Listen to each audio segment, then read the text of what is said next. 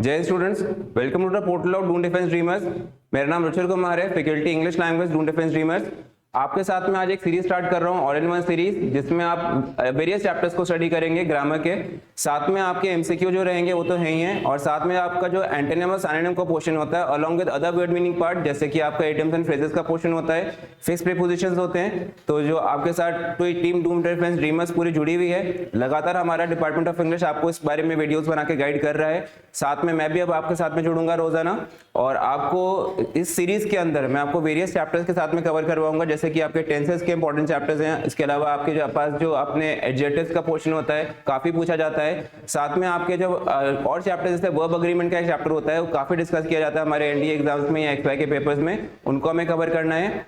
इसके अलावा जो और कुछ इंपॉर्टेंट चैप्टर्स जैसे क्वेश्चन टैग्स या रिलेटिव प्रोनाउंस जो आपको हमेशा प्रॉब्लम क्रिएट करते हैं, हमें उनको भी सॉल्व करना है।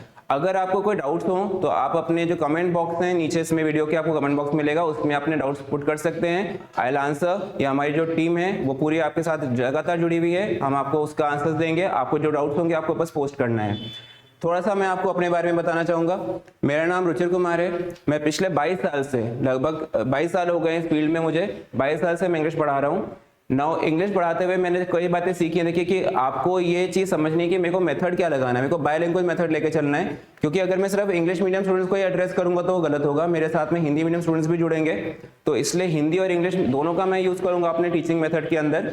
साथ में जो भी आपको डाउट हो, मैंने कहा था मैं स्टूडेंट फ्रेंडली टीचर हूँ, जैसे जो भी डाउट्स होंगे आप मुझे हाथों हाथ पूछेंगे। I will answer that first, okay, and again next class में उसको पहले आंसर करने के बाद ही मैं आपको अगला काम करवाऊंगा।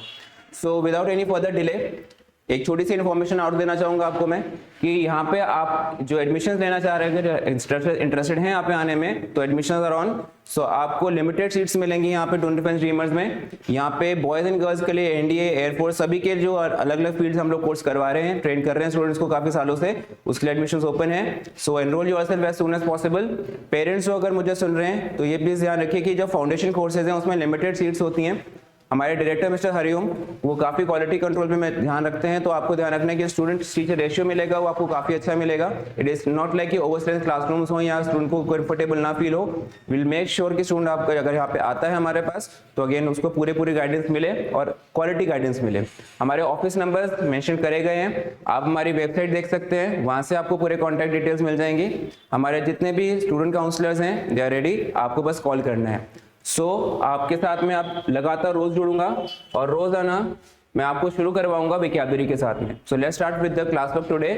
आपके साथ में डेली विकैबुलरी का जो पोर्शन होगा सिनोनिम के साथ शुरू कर रहे हैं। सबसे पहले मैं आपको 30 सेकेंड्स दे रहा हूँ। इन दिस 30 सेकेंड्स आपको अपने आंसर्स कमेंट बॉक्स में टाइप करने हैं, ठीक है। उसके बाद मैं इसके साथ में आपके सॉल्यूशन डिस्कस करता हूँ। So your 30 second starts now. पहला वर्ड है deplete. I want the synonym. ये ध्यान रखिएगा, आपको सिमिलर वर्ड निकालना है, पर्यायवाची जिसको हम हिंदी में बोलते हैं वो निकालना है। सो 30 seconds, your time starts now.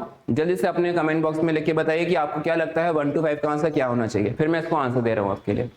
सो जल्दी से बच्चों आंसर क्विक दीजिएगा बिना डिले करे। Now let's come to the answers now.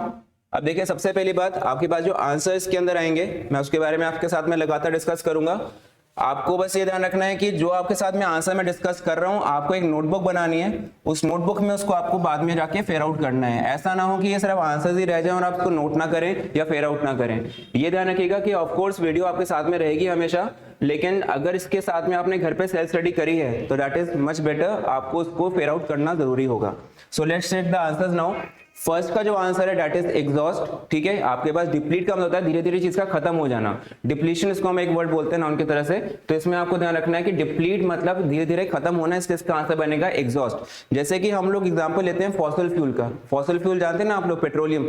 जैसे जैसे धीरे धीरे पूरे वर्ल्ड में ऑयल खत्म हो रहा है तो उसको हम क्या बोलेंगे, वो डिप्लीट हो रहा है, उसका यूज होता जा रहा है और धीरे धीरे वो खत्म होता जा रहा है। उसी तरह से वो एग्जॉस्ट हो रही है रिसोर्सेज हमारी।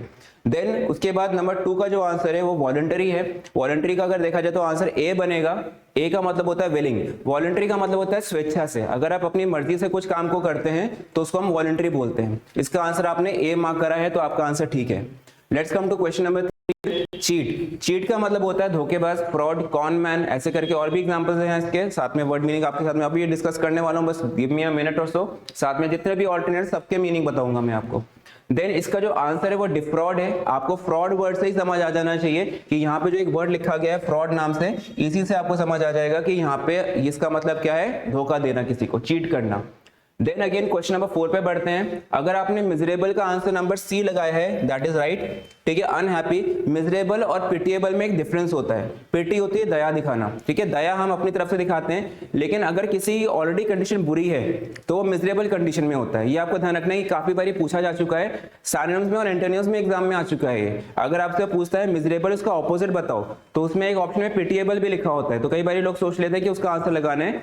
बेसिकली आपको पिटिएबल और मिजरेबल का जो बेसिक सेंस होता है वो ये दिखेगा कि दया का भाव, लेकिन जब किसी पे दया दिखाएंगे तो हम पिटी शो करेंगे, लेकिन अगर हम उसको देखते हैं उसकी अवस्था ही बुरी है तो वो दयनीय अवस्था में है, he is in miserable condition, तो ये ध्यान रखना, he is in unhappy condition, ये ध्यान रखना है। अगर नंबर 5 का आंसर ए लगाया था बच्चा तो इट्स ऑल ओके। आपका आंसर विंटेज का मतलब होता है क्लासिक, हम लोग विंटेज कार्स के नाम से उसको याद रख सकते हैं, जो पुराने जमाने की गाड़ियां लोग कलेक्ट करते हैं। कई जगह पे आप देखो लोग सेलफोन्स वगैरह कलेक्ट करते हैं आजकल, तो वो विंटेज हो जाते हैं, पुराने समय के हो जाते हैं। ओके, सो ये चीज का आपको ध्यान रखना था। ये आपके पास आंसर्स हैं ऑफ क्वेश्चन 1 to 5 सिनोनिम्स के अंदर। अब हर जो वर्ड दिया हुआ है उसके अंदर थोड़ा सा डिटेल स्टडी देखें कि उसके साथ में और मुझे एप्लीकेशंस क्या मिलती हैं।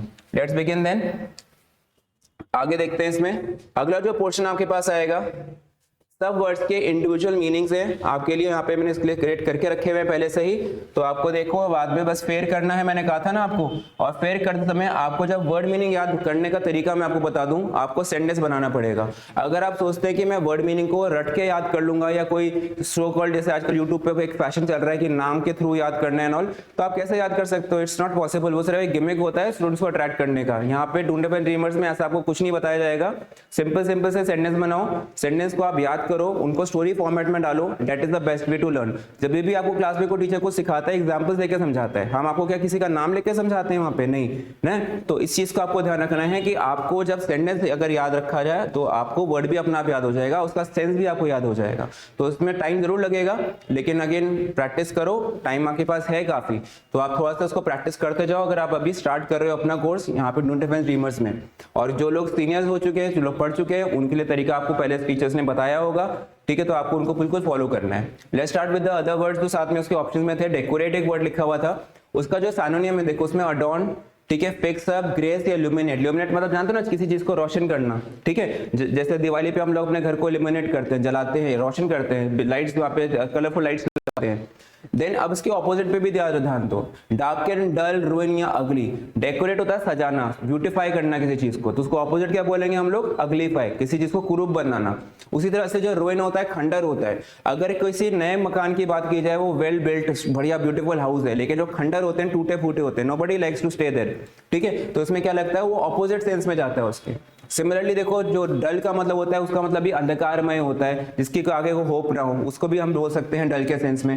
डार्कन का मतलब भी अंधकार में। तो आपको डेकोरेट के साथ में सिमिलर वर्ड्स और ऑपोजिट वर्ड्स दोनों को ही ध्यान रख के चलना पड़ेगा। इस तरह से आप लोग प्रैक्टिस करेंगे अपनी। आगे देखिए, चैरिटी एक वर्ड था उसके अंदर। चैरिटी का मतलब होता है डोनेशन, मतलब जब आप किसी को अनुदान देते हैं, किसी के साथ में आप कुछ कहना भला कर रहे हैं, कुछ पैसे दे रहे हैं, कोई हेल्प दे रहे हैं, कुछ लोग कपड़े डोनेट कर रहे हैं, कुछ लोग फूड डोनेट कर रहे हैं, तो इस केस में क्या होता है, चैरिटी होता है। उसको हम लोग फिलैंथ्रोपी नाम से जानते हैं। ये वर्ड बच्चों काफी बारी पूछा जा चुका है, फिलैंथ्रोपी वाला वर्ड, ये बहुत बार एग्जाम में आ चुका है। फिलैंथ्रोपी, ये सारे वर्ड्स काफी बारी पूछे जा चुके हैं, ध्यान से रखिएगा इसको। फिर एम्स का मतलब भी अनुदान होता है। जेनरोसिटी होता है किसी के प्रति कृतज्ञ का भाव, मतलब किसी के प्रति हम थैंकफुल होते हैं, जेनरस होते हैं, हम जाके हेल्प करते हैं किसी की, तो भी हम जेनरोसिटी दिखाते हैं। देन इसमें एक वर्ड था स्टिंगी। स्टिंगी का मीनिंग होता है ऐसा इंसान जो थोड़ा सा ना पैसे कम खर्च करने वाला इंसान होता है। ये फ्रूगल होता है, ये माइजरली भी कह सकते हैं हम इसको, हम सेल्फिश नाम से भी जानते हैं। थ्रिफ्टी कैसा यहाँ पे ध्यान रखने वाला वर्ड है कि ये एक वर्ड होता है स्पेंड थ्रिफ्ट। एक स्पेंड थ्रिफ्ट होता है वो बहुत ज्यादा पैसे खर्च करता है, लेकिन जो स्टिंगी होता है वो थ्रिफ्टी होता है, वो पैसे कम खर्च करता है। इसके लिए एक और वर्ड होता है इकोनॉमिकल, ठीक है, ध्यान रखना, इकोनॉमिक नहीं है, ये इकोनॉमिकल है, ठीक है। इकोनॉमिक और इकोनॉमिक्स और इकोनॉमिकल तीन अलग अलग टर्म्स हैं जो पेपर में काफी बारी सीडीएस के पूछी जा चुकी हैं। तो आपको ये ध्यान रखना है कि इसमें आपको थ्रिफ्टी का सेंस निकलेगा, ठीक है, उसका ऑपोजिट क्या बनेगा, स्पेंड थ्रिफ्ट, खर्चीला इंसान।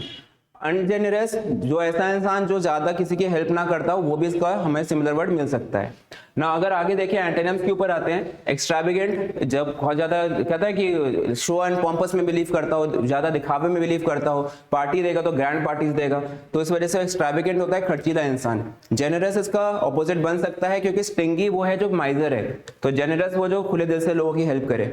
लिबरल, उदार। अनइकोनॉमिकल, अगर सेंस बोलूं तो यहाँ पे देखो, अगर मैंने अनइकोनॉमिकल लिखा हुआ सर, ये एंटोनिम में कैसे आ गया? ठीक है, आप तो इकोनॉमिकल कह रहे थे, तो ये ध्यान रखो, जो अनइकोनॉमिकल इंसान होगा ये पैसे की परवाह नहीं करेगा कितना खर्च करा है इसने। ये अनइकोनॉमिकल इसलिए ऐसा बनाया गया। स्टिंगी वो इंसान है जो पैसे बचा करके चल रहा है, और अनइकोनॉमिकल वो इंसान है जो कि पैसे जैसे जेब में है उसको फौरन खर्च कर दे रहा है। तो आपको इस तरह से ध्यान रख के चलना है। देन जो और वर्ड था उसमें एक फ्रिकल नाम से वर्ड था, उसका मतलब है किसी चीज पर दाग लगना। ब्लॉच, मोल, इसको हम लोग ऐसे जानते हैं। डीकलरेशन ऑफ स्किन, ये ज्यादा स्किन के साथ देखा जाता है जोड़ करके, तो इसको हम लोग कैसे बोलते हैं, किसी चीज का जो अगर कहते हैं रंग खराब हो जाए, डीकलर हो जाए, तो वो फ्रिकल हो जाता है। फिर अगली स्लाइड पे अगर बढ़े तो उस पे देखिए उसमें और कौन से मीनिंग हमारे पास आए थे। सो आगे देखते हुए, राइट सर, आगे देखते हैं थोड़ा सा आगे का पोर्शन। देखिए अब आपके पास अगला पोर्शन आता है इडियम्स का। इडियम्स एंड फ्रेजेस भी बहुत इंपॉर्टेंट है, खासकर जो सीडीएस स्टूडेंट्स मेरे साथ जुड़ रहे हैं आज, उनके लिए मैं कहूंगा आपको बहुत इंपॉर्टेंट पोर्शन सीडीएस में आता है इडियम एंड फ्रेजेस का। देन एनडीए में भी काफी इसका मेजर पोर्शन आता है, 5 क्वेश्चंस इसके आते ही आते हैं, तो आपको ध्यान रखना है। कुछ इंपॉर्टेंट इडियम्स रोज के कवर करूंगा आपके साथ में, तो आपको उसको फॉलो करते जाना है। Let's start with the first one. पहला वर्ड था इसके अंदर, अ bird in the hand is worth 2 in the bushes. ये इडियम पूछा गया आपसे, वो कहते हैं इस इडियम का मीनिंग बताइए। तो अगर इस इडियम के मीनिंग पे जाते हैं बेटा, तो आपको ध्यान रखना है कि bird in the hand is worth 2 in the bushes, मतलब जो चीज आपके पास है उसकी वैल्यू ज्यादा है, जो आपके हाथ में है वो चीज आपके पास इंपॉर्टेंट है, रादर देन जो चीज आपके पास नहीं है उसकी इच्छा करना, उसकी विश करना। तो आपको ध्यान रख के चलना है, जो इसका राइट आंसर लगना चाहिए। यहाँ पे अगर देखो, a bird in hand is worth 2 in the bushes, option देखो क्या देता है, having something that is certain is much better than taking a risk for more, something good that isn't recognised by first, a bird in the nest तो नहीं, और something expensive, तो answer इसका बनेगा ए वाला। समथिंग दैट इज सर्टेन, जो चीज निश्चित है, अगर आपको पता है कि आप कर सकते हो इस चीज को, तो आप उसको पहले अटेम्प्ट करो, रादर देन उन चीजों को जो आप नहीं कर सकते, आपको लगता है डाउट होगा मेरे को इसमें, या संदेह है आपके मन में, तो do something which is sure, पहले उस चीज को करो, फिर उन चीजों को करो जो अनश्योर होती हैं। तो इस वजह से ये फ्रेज का मीनिंग बना आपके पास। आगे पोर्शन को देखते हैं। अगला पोर्शन जो आपके पास आता है, अगला जो इडियम है आपके पास, वो है आपके पास a drop in a bucket. A drop in a bucket समझ सकते हो, बाल्टी में अगर एक ड्रॉप पानी की गिरा दी जाए तो उसका मीनिंग क्या निकलता है, तो मतलब किसी चीज को मतलब बहुत कम समझना, चीज के वगैरह स्मॉल पार्ट ऑफ समथिंग, अगर एक बड़े हिस्से का एक छोटा पार्ट निकाल लिया जाए, ठीक है, तो उसको हम लोग क्या बोलेंगे, it's a drop in the bucket. ठीक है, मतलब अगर मैं समुद्र में से एक बाल्टी पानी निकाल तो वो क्या आपको समुद्र खाली हो जाएगा ना, it is just like a drop in a bucket. ठीक है, तो इसमें आंसर क्या बनेगा, आंसर के अंदर आना चाहिए आपके पास a very small part of something. ठीक है, ये चीज आपको ऑप्शन नंबर सी में मिलती है। ठीक है, तो ये आपने ध्यान रखा है, थर्ड का आपके पास आंसर लगा है, सी वाला आंसर आया। आगे बढ़ते हैं, अगली स्लाइड में देखते हैं कि हमारे पास कौन सा वर्ड आता है। अगला क्वेश्चन आया, a gentleman at large. A gentleman at large ऐसा इंसान होता है जिस पे आप भरोसा नहीं कर सकते। एट लार्ज का मतलब होता है अब्सकॉन्डिंग, पुलिस से भागा हुआ, कानून से भागा हुआ, तो ऐसा इंसान जिस पे आप ट्रस्ट नहीं कर सकते, वो इंसान क्या बन जाता है हमारे पास, ऐसा इंसान जिस पे आप ट्रस्ट नहीं कर सकते, अनरिलायबल इंसान बन जाता है। ठीक है, ये आंसर होगा इसका ए वाला, जो भरोसेमंद इंसान नहीं है, अनरिलायबल है। आगे पोर्शन पे बढ़ते हैं बच्चे। आगे पोर्शन को देखिए, अगली साइड में क्या हमारे पास वर्ड है, अ ग्रीन हॉर्न। ये बहुत इंपॉर्टेंट वर्ड है, पेपर के हिसाब से इसको ध्यान से सुनिएगा, ध्यान से समझिएगा। नाउ ग्रीन हॉर्न, ग्रीन से समझ जाओ हरा, हरे का मतलब क्या है, समथिंग रॉ, कच्चा, जो पारंगत ना हो, जो वेटरन ना हो, जो एक्सपीरियंस ना हो, जो बिगनर हो। ठीक है, तो ऐसा इंसान जो एक तरह से बिगनर का काम कर रहा हो, बिल्कुल न्यू कमर हो, उसको हम लोग क्या बोलते हैं भैया, कि वो तो एक ग्रीन हॉर्न है, वो तो एक नया नया आया हुआ इंसान है। ठीक है, तो इसलिए जब इसका आंसर की बात आएगी, तो आपको आंसर की के अंदर जो मिलेगा portion, that will be a green horn का आंसर इनएक्सपीरियंस पर्सन, जो कि समवन हु इज इनएक्सपीरियंस। तो इसका आंसर के अंदर आप क्या जाओगे लेकर के, ऑप्शन नंबर डी पे। ठीक है, तो यहाँ पे आपने डी का ऑप्शन लगाना है और आपके आंसर के अंदर पूरे आपको पूरे मार्क्स मिल जाएंगे। फिर अगली साइड पे बढ़ते हैं, तो ऑप्शन नंबर 4 का क्या लिखना है, डी लिखना है। फिर आगे बढ़ते हैं बच्चा, डी के बाद अगला साइड पे आ जाते हैं। नेक्स्ट क्वेश्चन पे देखिए, दिया है हमारे पास a penny saved is a penny earned, मतलब बचत करना अच्छी बात होती है, सेविंग्स को इंकरेज करना चाहिए। तो यहाँ पे अगर आप ज्यादा पैसे खर्च नहीं करते हैं तो मतलब आप पैसे बचा रहे हैं, तो ये सेंस निकलता है इसका। और इसके आंसर की के अंदर आई डोंट थिंक ज्यादा टफ क्वेश्चन रहा है ये। इसके आंसर की के अंदर आपको लगाना है by not spending money you are saving money little by little, मतलब अगर आप ज्यादा पैसे खर्च नहीं कर रहे हो तो आप धीरे धीरे पैसे को बचा रहे हो, बचत कर रहे हो, सेविंग्स कर रहे हो। ध्यान रखना सेविंग्स एक नाउन होता है, ठीक है। देन आगे बढ़ते हैं अगले पोर्शन पे। अब हमारा चैप्टर स्टार्ट होगा। चैप्टर के अंदर आपके पास जो पोर्शन मैं लेकर के आ रहा हूं, पहले सबसे पहला पोर्शन जो आपका स्टार्ट हो रहा है दैट इज क्वेश्चन टैग्स, ठीक है। डून डिफेंस ड्रीमर्स के इस प्लेटफॉर्म से मैं आपको आज क्वेश्चन टैग के अंदर ऑल इन वन सीरीज के अंदर जो मैं स्टार्ट कर रहा हूं आज से, इसमें पहला लेसन शुरू करूंगा आपका क्वेश्चन टैग। ध्यान रखिएगा ये एक दिन में पूरा होने वाला चैप्टर नहीं है, इट विल टेक टाइम, 2 या 3 दिन लगेंगे चैप्टर को धीरे धीरे पूरा करने में, लेकिन जब पूरा करेंगे तो 100% पूरा करेंगे। रिमेंबर वन थिंग कि अधूरा कुछ नहीं छोड़ना चाहिए, ठीक है। तो ये चीज को ध्यान रखो कि मेरे को रश नहीं करना है, भगाना नहीं है चैप्टर को, लेकिन लिमिटेड वे में सिखाना है, ठीक है, और उतना जितना आप एक दिन के लिए कवर कर सको। सो क्वेश्चन टैग्स बहुत इंपॉर्टेंट है, पेपर में फ्रीक्वेंटली दिखते रहते हैं, इनके ऊपर बात करते हैं। वैसे तो प्रोनाउन का हिस्सा होता है, तो थोड़ा सा इसके रूल्स के बारे में जाने कि क्वेश्चन टैग में क्या क्या रूल्स हैं। हाँ, ऑफ कोर्स जो नेक्स्ट चैप्टर आपका रहेगा that is rules of relative pronouns. ये जैसे क्वेश्चन टैग हमारा पूरा होगा एक आध दिन में, उसके बाद अपना अगला पोर्शन रिलेटिव प्रोनाउंस का होगा। सो आगे बढ़ते हैं बच्चे। क्वेश्चन टैग के बारे में देखो हम लोग क्या जानते हैं, हमें देखो कई बार ना एक क्रॉस टैग मिलता है। अगर मैं पूछता हूँ क्या वो आया है, नहीं आया क्या, ठीक है, हम लोग तो इसमें कई बार ना है की साउंड निकालते हैं, और आया है ऐसे नहीं बोलते, ये है नहीं बोलना चाहिए, हम इसको स्टेटमेंट देते हैं। जैसे क्या बोलते हैं, नहीं आया क्या, वो नहीं आया है, आया है क्या, जो सेकेंड हाफ नहीं बोल रहा हूं मैं, ये वो आया है, ये तो स्टेटमेंट हो गया। नहीं आया क्या, ये टैग का हिस्सा है। फिर मैंने बोला वो नहीं आया है क्या, ये भी जो सेकेंड हाफ बोला मैंने वो टैग का हिस्सा है। एक चीज आप नोटिस और करें, अगर मैं सेंटेंस पॉजिटिव बोल रहा हूं, ठीक है, तो मेरा टैग नेगेटिव बन रहा है, ठीक है। जैसे मैंने क्या बोला, तुमने काम किया है, नहीं किया क्या, तो जो नहीं किया क्या क्या ध्यान रखना है, ये टैग का हिस्सा है। स्टेटमेंट पॉजिटिव है, टैग नेगेटिव है, ये भी एक रूल है अपने आप में।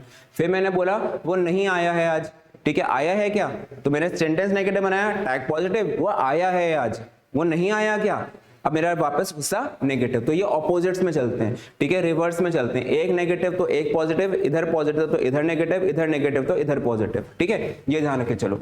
तो यहाँ पे कुछ रूल्स हैं आपके लिए, इनको आप जरा स्टडी करते हैं। ये रूल्स अगर आपको याद रह गए तो आपका क्वेश्चन टैग का जितना पोर्शन आपको पेपर में मिलता है वो तो आप यहीं से कवर कर जाओगे, लेकिन फिर भी डिस्कस करना जरूरी होता है। ध्यान रखेंगे, एक्सरसाइज भी करेंगे पूरा, और हर एक इंडिविजुअल बना करके रूल को डिस्कस करेंगे।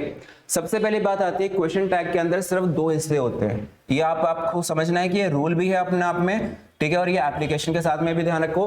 क्वेश्चन टैग के अंदर सिर्फ 2 पार्ट्स होते हैं। 2 पार्ट्स कौन से होते हैं क्वेश्चन टैग के अंदर, अगर आप देखो तो एक होता है हेल्पिंग अप का और एक होता है सिर्फ सब्जेक्ट का। इसके अंदर हमें मेन वर्ब्स की एप्लीकेशन नहीं करनी चाहिए, हमें क्वेश्चन टैग के अंदर मेन वर्ब्स को यूज नहीं करना चाहिए। तो ये ध्यान रखो कि अगर आपको मैं कल को कोई सेंटेंस बना दूं, जैसे मैंने बोला है helping up plus subject plus main verb, किसी एक ऑप्शन में लिखा आ सकता है, तो बी केयरफुल। क्वेश्चन टैग के अंदर सिर्फ 2 हिस्से होते हैं, एक होता है हेल्पिंग अप, एक होता है सब्जेक्ट, ठीक है, इसके अलावा और कोई उसमें एलिमेंट यूज नहीं होता। अगर आप रूल्स की बात करें, सेंटेंस में देखो मैंने साफ साफ मेंशन किया है कि if the sentence is positive the question tag must be negative. Then again vice versa, मतलब क्या है कि उसके opposite, if the sentence is negative question tag will be positive. अगले इसमें एक रूल है, मैं सारे रूल्स अभी प्रूव करूंगा आपके साथ में, कि question tag never starts with a capital letter. जो क्वेश्चन टैग का हिस्सा होता है, खासकर जो हेल्पिंग अप का जो हिस्सा होगा, इसके अंदर जब भी आप हेल्पिंग अप लिखोगे वो एक स्मॉल कैप में होगा, वो कैपिटल लेटर से स्टार्ट नहीं होता। इसके अंदर भी एक ऑप्शन आता है ABCD बनाया हुआ, स्पॉटिंग एरर्स के साथ में भी आ सकता है, ठीक है, तो ये चीज का ध्यान रखो। देन अगेन इसके बाद एक और रूल हमें समझना है, subject of question tag can never be a noun, मतलब ये कभी भी नाउन नहीं हो सकता। अगर मैं बोला राम आया है, नहीं आया क्या, तो सेंटेंस के अंदर मैं यहाँ पे सब्जेक्ट पिक करूंगा ना टैग का, तो इसको मैं ये नहीं लिख सकता यहाँ पे क्या राम आया है, नहीं आया राम, ये नहीं कह सकते। क्या वह नहीं आया, उसको हमें वहां में कन्वर्ट करना पड़ेगा, प्रोनाउन में कन्वर्ट करना पड़ेगा। तो ये ध्यान रखो, it can never be a noun, it is always a pronoun. अब सवाल उठता है प्रोनाउन भी तो कौन सा, आपको समझना पड़ेगा। जब भी हेल्पिंग अप के बाद में कोई सब्जेक्ट आए, ठीक है, प्रोनाउन आए, वो प्रोनाउन का देखो 2 तरह के प्रोनाउन होते हैं, ऑब्जेक्टिव प्रोनाउन और नॉमिनेटिव प्रोनाउन। ये जो होगा ये नॉमिनेटिव नेचर का होगा, ठीक है, या ऑब्जेक्टिव नेचर का होगा। तो अगर आप जानते हो सेंटेंस के अंदर अगर मैं लिखता हूँ ही शी, तो इनको नॉमिनेटिव प्रोनाउन बोलते हैं, सब्जेक्टिव प्रोनाउंस बोलते हैं। तो यहाँ पे आपको ध्यान रखना है कि ये जो प्रोनाउन होगा ये नॉमिनेटिव नेचर का होगा, ठीक है। अगर मैं यहाँ पे हिम का इस्तेमाल कर दूंगा, हर का इस्तेमाल कर दूंगा तो रॉन्ग होगा। उसमें भी एक ऑप्शन छपा मिलेगा आपको, तो यहाँ पे केयरफुल रहना है। It is always a pronoun, and pronoun भी कौन से नेचर का, नॉमिनेटिव नेचर का। कुछ और बातें करते हैं, फिर एग्जांपल्स देखते हैं इसके। सेंटेंस के अंदर choose the subject and helping of the question tag. अब सवाल उठता है बच्चे कहते हैं मुझे ये बताओ कि हेल्पिंग अब कैसे निकालना है। सेंटेंस तो मैंने बना लिया, तो जो स्टेटमेंट का हिस्से का टेंस होगा या जो उसके अंदर सब्जेक्ट आपने यूज किया होगा उसी के अकॉर्डिंग आपका टैग का अपना हेल्पिंग अब और अपना सब्जेक्ट निकाला जाएगा। सबसे इंपॉर्टेंट रूल नंबर 4 है, सबसे ज्यादा गलतियां इधर आती हैं, ठीक है, बिकॉज जब आपके पास ऑप्शंस होंगे या स्पॉटिंग एरर्स होंगे, इसी एक पर्टिकुलर रूल के ऊपर बहुत सारे इससे आपके क्वेश्चन पूछे जा चुके हैं ऑलरेडी एग्जाम्स के अंदर। देन एक क्वेश्चन एक और आता है रिगार्डिंग कॉन्ट्रैक्शंस। कॉन्ट्रैक्शंस क्या होता है, छोटा फॉर्म, ठीक है। जैसे हम लोग बड़े वर्ड्स को एब्रिवेट नहीं कर देते, जैसे डून डिफेंस ड्रीमर्स, DDD, ठीक है, तो इस तरह से क्या लिखा है, इसको हमने एब्रिवेशन बोल दिया। वैसे एक कॉन्ट्रैक्शन होता है हमारे पास, कॉन्ट्रैक्शन में हमने बड़े वर्ड्स को छोटा करने की हैबिट बना दी गई है। अमेरिकन इंग्लिश में यूज होता है ज्यादातर। जैसे अगर मैं ही इज बोलता हूं तो हम इसको कॉन्ट्रैक्ट कैसे कर देते हैं, ही इज बना देते हैं, ठीक है। अगर मैं इसको शी इज बोलता हूं उसको शी इज बना देते हैं, तो ये कॉन्ट्रैक्शन कहलाता है। उसी तरह से हेल्पिंग अप का कॉन्ट्रैक्शन होता है। हमें कहा जाता है कि आप डू नॉट नहीं कर सकते, आपको क्या लिखना पड़ेगा, डोंट लिखना पड़ेगा। आप कैन नॉट नहीं लिख सकते, आपको कैंट लिखना पड़ेगा, ठीक है, शुडंट लिखना पड़ेगा, वुडंट लिखना पड़ेगा, ये सारी बातें करेंगे, ठीक है। तो ये ध्यान रखो जो कॉन्ट्रैक्शंस अप्लाई होंगे वो कहाँ होंगे, टैग के अंदर। और ये भी ध्यान रखना है कि कॉन्ट्रैक्शन तब लगेगा जब आपका टैग जो होगा नेगेटिव नेचर का। तो एक बार फिर से रिवाइज करते हैं हमने क्या सीखा है। सबसे पहली बात मैंने आपको ये बोली है कि जब आपके पास सेंटेंस के अंदर क्वेश्चन टैग की बात आती है तो क्वेश्चन टैग के अंदर आपको कुछ बातें ध्यान रखनी है। सबसे पहली बात क्या ध्यान रखनी है कि ये बनेगा दो की पेयरिंग से, सिर्फ हेल्पिंग अब और सब्जेक्ट। पहली बात, इसमें मेन वर्ब आएगा सर, नहीं, इसमें मेन वर्ब नहीं आएगा। फिर अगली बात, सेंटेंस अगर पॉजिटिव हो तो टैग का नेचर क्या होगा, वो नेगेटिव होगा। सेंटेंस अगर नेगेटिव हो तो टैग का नेचर क्या होगा, वो पॉजिटिव होगा। अगली बात, सेंटेंस में क्या टैग कभी कैपिटल लेटर से हो सकता है शुरू, मैं कहा नहीं। क्वेश्चन टैग हमेशा कैपिटल लेटर जो होता है वो गलत माना जाता है, स्मॉल लेटर से ही शुरू होता है। फिर क्या कोई हम प्रॉपर नाउन का इस्तेमाल कर सकते हैं टैग के अंदर, या कोई कॉमन नाउन का इस्तेमाल कर सकते हैं टैग के अंदर, नो। उसको आपको रिस्पेक्टिव प्रोनाउन में चेंज करना पड़ेगा अकॉर्डिंग टू जेंडर। प्रोनाउन भी किस तरह का, वो नॉमिनेटिव नेचर का प्रोनाउन होगा। उसके बाद फिर सर हमें ये बताइए कि हमें हेल्पिंग अब और सब्जेक्ट कहां से निकलेगा, ये निकलेगा बेटा आपको स्टेटमेंट के थ्रू। अगर स्टेटमेंट इंडेफिनिट टेंस का है तो उसका टैग भी इंडेफिनिट के थ्रू बनेगा। अगर वो कॉन्टिन्यूअस का है, वो परफेक्ट का है, तो टैग भी उसके अकॉर्डिंग चूज किया जाएगा। ओके, देन अगेन आखिरी पार्ट एक और था कि आपको कॉन्ट्रैक्शंस लगाने हैं अगर आपका टैग नेगेटिव होता है। अगर टैग भाई ठीक है, अगर सेंटेंस नेगेटिव तो टैग पॉजिटिव बनेगा, कॉन्ट्रैक्शन की यूज ही नहीं है फिर तो, ठीक है। तो थोड़ी सी और बातें करते हैं इस चैप्टर में। ये तो 5 रूल्स थे जो आपको ध्यान रखने हैं। अब इन रूल्स की एप्लीकेशंस पे आते हैं। जब आप एप्लीकेशन देखोगे तब आपको ये रूल लगाने आएंगे। अभी तो मैंने सर उसको ओरल बोला है आपके लिए। जो अब आगे देखें, आगे के पोर्शन में हमें क्या दिया गया है, देखिए सबसे पहले स्टेटमेंट से शुरू करते हैं। कुछ एग्जांपल्स हैं आपके साथ में, इन्हें डिस्कस करते हैं, देखते हैं इनमें क्या भरना है हमें। आप भी ट्राई करेंगे साथ साथ मेरे। सबसे पहले मैंने बोला एग्जांपल नंबर 1 पे अगर आप नजर डालें ध्यान से, मैंने बोला कि our teacher is intelligent blank, ठीक है। अब आपसे वो टैग लगाने के लिए कह रहा है। अब अगर आप देखो यहाँ पे ये था स्टेटमेंट का हिस्सा, ये हिस्सा क्या है, सेंटेंस का। आप मुझे बताओ सेंटेंस पॉजिटिव है या नेगेटिव है, क्या ये अफर्मेटिव नेचर का है या ये नेगेटिव नेचर का है। मैं कहा सर ये हिस्सा तो आपने पॉजिटिव बनाया है, ये तो हिस्सा आपका पॉजिटिव है, तो टैग का नेचर क्या होगा सर, नेगेटिव होगा। जरा जो अभी मैंने 5 रूल बोले हैं दिमाग में बिठाइएगा थोड़े से। फिर अगली बातें, क्या कोई टैग कैपिटल लेटर से स्टार्ट हो सकता है, ये देखिए क्या करा हुआ है, सी, नहीं, स्टार्ट नहीं हो सकता। उसके बाद में हमें टैग नेगेटिव चाहिए, ठीक है। और उसके अंदर भी ध्यान रखना है आवर टीचर इज इंटेलिजेंट, ये आपके पास सिंपल प्रेजेंट के साथ बना रहा है, ठीक है। आपको क्या कोई कॉमन नाउन या कोई प्रॉपर नाउन उधर ले जाना अलाउड है टैग के अंदर, अलाउड नहीं है, उसको आपको चेंज करना पड़ता है इनटू अ प्रोनाउन। और हमें ये कहा जाता है कि जब भी आपको जेंडर वहां पे ना क्लियर नहीं होता तो आप उसको मेल अज्यूम करिए, ठीक है, उसको आप ही अज्यूम करिए। तो ये रीजन है कि यहाँ पे मैं सबसे पहले क्या पिक करके लाऊंगा, ही का इस्तेमाल लेके आऊंगा, ये हिस्सा होगा। अगले काम पे मैंने देखा भाई ये तो सिंपल प्रेजेंट का आपको एप्लीकेशन आ रही है, इसका इज इंटेलिजेंट की एप्लीकेशन हो रही है। तो अब मुझे ये समझना है कि यहाँ पे टीचर एक इंसान है, उसके लिए इट तो आता नहीं है, इट तो नॉन लिविंग चीजों के लिए आता है, इसलिए वो गया। अब अगला काम, सिंपल प्रेजेंट और प्रेजेंट इंडेफिनिट में एक डिफरेंस है, ठीक है। तो ये चीजें आपको अभी मैं टेंसेस का जब लेक्चर दूंगा तो सिखाना शुरू करूंगा कि इसके अंदर क्या डिफरेंस है, कैसे निकालना है। सो अभी फिलहाल के लिए मेरे को यहाँ पे इज का एप्लीकेशन मिलता है, तो मैंने आंसर क्लिक करना है इजेंट के साथ में। तो यहाँ पे मेरे पास बना इजेंट ही का आंसर, इसको बोलते हैं कॉन्ट्रैक्शन। और एक चीज आपने नोटिस करी, ये जो मैंने प्रोनाउन लगाया कौन से नेचर का लगाया, नॉमिनेटिव नेचर का लगाया, ठीक है, ये ऑब्जेक्टिव नहीं है, अगर ऑब्जेक्टिव हो जाता तो रॉन्ग होता। अगले क्वेश्चन को देखिए, the boys are going on a picnic, ठीक है, इधर का हिस्सा भैया पॉजिटिव है तो अगला हिस्सा बच्चा आप क्या करोगे, नेगेटिव, ये होगा टैग का हिस्सा, ठीक है। तो boys are going on a picnic, ठीक है, कॉमा के बाद अगला हिस्सा आपका टैग का बनेगा। तो ये क्या बोलते हैं, फुल फॉर्म लगा सकते हैं क्या, भैया आंख बंद करके बंद इसको कर दो, ये तो गलत हो गया, हमें फुल फॉर्म तो चाहिए ही नहीं, हमें कॉन्ट्रैक्शन चाहिए। अगर नेगेटिव है, अगर वो नॉर्मल भी अफर्मेटिव भी है तो भी हमें उसको फुल फॉर्म में लिखना अलाउड नहीं है।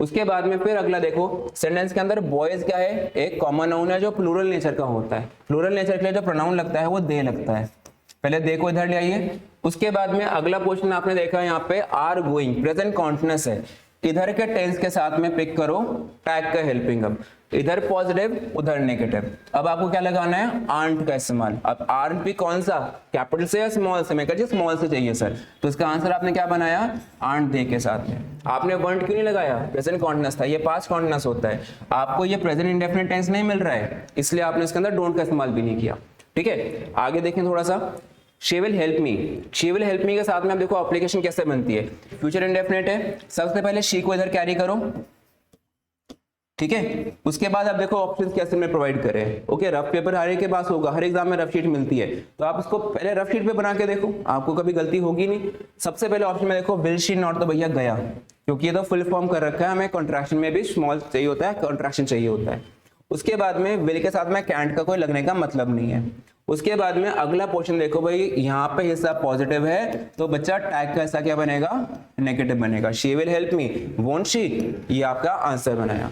फिर नंबर 4 पे बढ़ते हैं, we shall not play here, shall not negative है भाई, इधर का हिस्सा, टैग क्या बनेगा, पॉजिटिव, ठीक है। अब जरा ऑप्शंस पे जाके देखें, सबसे पहली बात शैल जो कैपिटल में करा हुआ है नहीं चाहिए सर, ठीक है। उसके बाद हमें ये पॉजिटिव चाहिए था, ये शैंट का इस्तेमाल भी नहीं लेगा। फिर क्या बचता है, कैन, शैल के साथ में कैन का कोई मतलब ही नहीं है, ठीक है, क्योंकि कैपेसिटी थोड़ा बता रहे हो उसके अंदर, तो साथ में आपको ध्यान रखना है, उसी हेल्पिंग को आप यहाँ पे पिक करो, आपको आंसर अपना बी मिलेगा, ओके। तो ये आपके पास 4 एग्जांपल्स है, और भी बहुत सारे एग्जांपल्स बनाए स्टूडेंट्स के लिए, सिर्फ इतने एग्जांपल्स नहीं है, आपको लगातार स्क्रीनशॉट्स लेते जाना। मैंने कहा था ना कि इसकी पीडीएफ में आपको दूंगा, लेकिन पीडीएफ सप्लाई होगी जब चैप्टर खत्म हो जाएगा, ओके। तो ये ध्यान रखिएगा, आपको रोजाना अपनी कॉपी में इसको अपडेट करना पड़ेगा, अगर आप अपडेट नहीं करेंगे तो आपको कोई फायदा नहीं मिलेगा, लिख के याद करना पड़ेगा, just you as you do in a classroom, ठीक है। आप क्लासरूम में कोई पीडीएफ थोड़ा डिमांड करते हो हमसे, तो ऑनलाइन में क्यों डिमांड करना। तो आपको ये ध्यान रखना है, फेयर आउट करो, अभी समझो, वीडियो को दोबारा देखो और फेयर आउट करो। आपको मैं फिर से 30 सेकंड्स दे रहा हूं, आपको आंसर्स निकालने हैं इसके, ठीक है। मैंने कहा था ये चैप्टर एक दिन का नहीं है, धीरे धीरे मैं बढ़ूंगा आगे, मैं आपको दिखा दूं, उसमें सारी चीजें आपके साथ बना के चल रहेंगे, पूरा एक्सप्लेनेशन पूरा आपको मिलेगा, ठीक है। पूरा पोर्शन देखो यार आपके पास, कॉन्ट्रैक्शन का सब कुछ मैंने इसमें रेडी रखा हुआ है आपके लिए। आपके दिमाग में होगा सर आई एम नॉट के ऊपर आपने कुछ नहीं बोला, सब बोलूंगा मैं। इस चैप्टर में जो भी इंपॉर्टेंट पॉइंट्स हैं सब डिस्कस होंगे आपके साथ में, देखो सारा आपके सामने क्वेश्चन है, हर चीज का एक्सप्लेनेशन है, पूरा क्वेश्चन बनाया हुआ है, लेकिन टाइम लगेगा। क्वालिटी एक दिन में आपको सब चीजें देखो वही कीजिए ना, हम यहाँ पे क्वालिटी पे बिलीव करते हैं, हम लगा दें आपको 4-4, 5-5 घंटे के मैराथन, और उस मैराथन के अंदर आपके साथ में मजाक करें, जोक करें, है ना, या शायरी शुरू हो जाए, है ना, पोएट्री वगैरह आप देखते हो ना आजकल काफी फैशनेबल हो गया है, अच्छा लगता है उस समय सुनने में, लेकिन वो पढ़ाई हो रही होती है क्या, नहीं, वो पढ़ाई नहीं हो रही होती, वो सिर्फ वहाँ पे टाइम किल किया जा रहा होता है। इस पोर्टल पे आपको वो सब नहीं मिलेगा, इस पोर्टल पे सिर्फ पढ़ाई होगी।